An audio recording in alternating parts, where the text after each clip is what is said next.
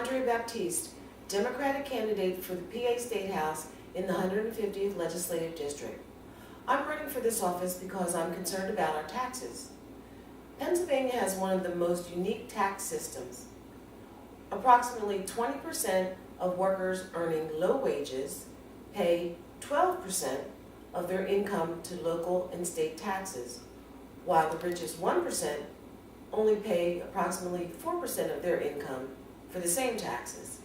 I believe it's time for Pennsylvania to rethink its tax system. Perhaps it's time to revisit or think about the graduated tax system that 34 other states in the Union have. I'm also concerned about the impact of property taxes on our senior citizens who live on fixed incomes. Yes, Andrea, look at the cost of food, gas for the car, and heating and cooling the house. They continue to rise.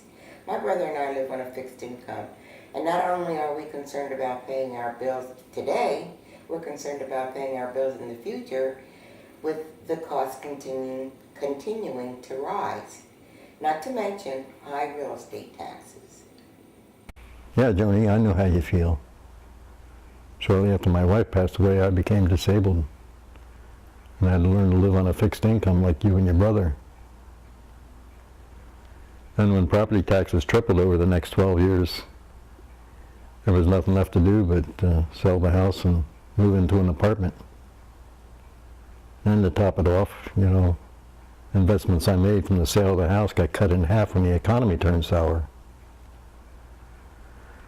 Well, nowadays, I worry about being a burden to my own kids because they're struggling just to provide a decent home to raise their own children. Andrea, if you could find ways to lower the cost of owning a home, that would be a big help for my kids and less worry for me. And there are a number of ways that we could reduce real estate taxes. School taxes could be based on income and ability to pay, not solely on property tax. The state should be required to pay its fair share for school subsidies and not push that responsibility back to the property owner. I also believe that we can increase revenues for the state by closing tax loopholes where large corporations who have huge earnings in other states don't pay their fair share of taxes here in Pennsylvania.